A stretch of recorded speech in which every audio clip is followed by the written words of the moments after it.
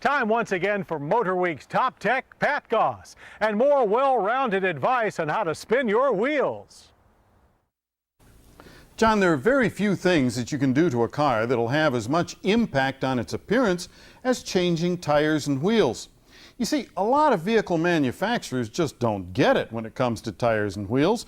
The wheels look much too small, they don't fill up the wheel well, they look lost under the fenders of the car. Now, to avoid that look and make it look like, well, like something you would want to own, you might want to consider plus sizing. You're going to change the tires and wheels, and plus sizing is the way you go about it. See, the bigger the wheel, the more impressive it looks on the car. Plus sizing, very simple. You increase the diameter of the wheel.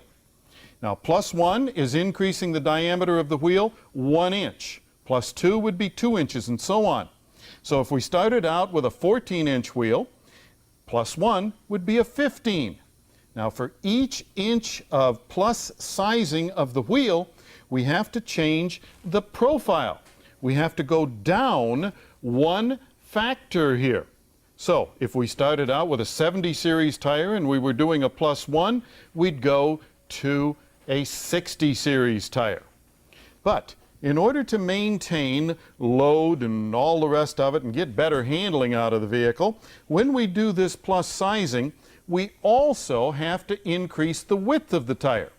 Okay, so 1 inch on the wheel, down 1 factor on the profile, up 1 size on the width of the tire. And that goes plus 1, plus 2, plus 3, whatever. Now what this will do is it will maintain the outside circumference of the tire. That will mean that the speedometer will be right, the odometer, the vehicle speed sensor, and so on. And by changing the width of the tire, you'll maintain proper load carrying capabilities and you'll get better handling out of it. All right, but that means you have to change the wheels. So you have to be very careful because wheels have different offsets and back spacing and a number of different exotic terms like that. So before you buy your wheels, well, you need to refer to a fitment guide. And if you can't find one of these, then you'd want to visit the internet, where you'll find sites where you can get all of the different dimensions and what's acceptable and what isn't.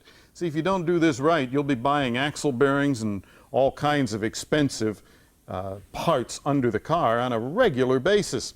So one of the sites, well, visit places like the Tire Rack. They'll explain all of this in detail so you won't make any costly mistakes. And if you have a question or a comment, write to me. If I use your letter, I'll send you a Motor Week t-shirt. The address is Motor Week, Owings Mills, Maryland, 21117.